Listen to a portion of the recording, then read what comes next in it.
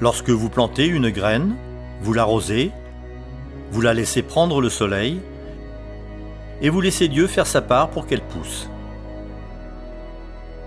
Mais si ce n'était pas des légumes ou des fleurs que nous plantions, et si nous plantions des églises?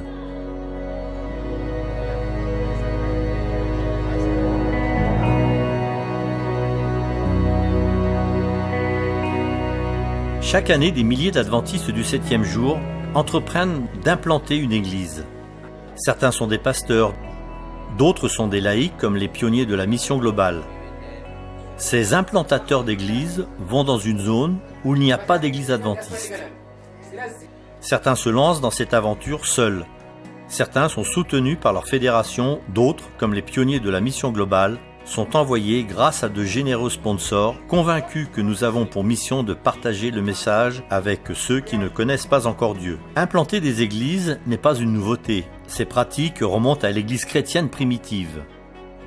Quand la bonne nouvelle de Jésus s'est propagée depuis Jérusalem, ce n'était pas parce que les premiers apôtres et la première église chrétienne s'étaient rassemblés pour prier ensemble et planifier la mission. C'était en fait une conséquence de la persécution. Alors que les croyants fuyaient dans différentes directions, ils partageaient la bonne nouvelle et créaient de nouveaux groupes de croyants. L'un de ces endroits était Antioche, qui est aujourd'hui Antakya, ici en Turquie, et c'est là que l'apôtre Paul a commencé, c'est ici qu'il a démarré ses voyages missionnaires. Il a traversé toute la Turquie et il a commencé à implanter des églises. Il était comme un père aimant. Il prenait soin de ses églises. Il s'assurait qu'elles grandissaient et s'épanouissaient et que les disciples étaient équipés. C'est par l'implantation d'églises que l'église chrétienne primitive s'est multipliée. Partout où l'apôtre Paul allait, il ne pouvait s'empêcher de parler du Sauveur ressuscité. Il avait un message d'espoir qu'il ne pouvait pas garder pour lui. L'église adventiste s'est développée de la même manière. Les pionniers avaient un message unique à partager avec le monde, mais ils n'avaient qu'une église locale à Washington, dans le New Hampshire. Mais cela a rapidement changé à mesure que les adventistes ont commencé à sillonner le pays, formant de nouveaux groupes de croyants. L'église adventiste du 7e jour a démarré comme un mouvement d'implantation d'églises, et elle n'a cessé de grandir, car elle s'est concentrée à former de nouveaux groupes de croyants, et si nous regardons vers l'avenir, elle continuera à grandir si nous nous focalisons sur l'importance de créer de nouveaux groupes de croyants dans de nouvelles zones et parmi de nouveaux groupes ethniques. L'église adventiste du 7e jour a énormément grandi depuis ses débuts. En 2016, une nouvelle église adventiste voyait le jour quelque part dans le monde toutes les 3h30. Pourtant, malgré une croissance énorme, beaucoup de gens n'ont toujours pas entendu le message adventiste ou le nom de Jésus. En fait, les 2/3 de l'ensemble de la population de la planète ne connaissent pas Jésus.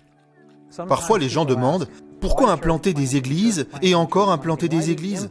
Pourquoi mettre l'accent sur l'implantation d'églises ?» La mission globale a pour but d'implanter des églises. Mais pourquoi ?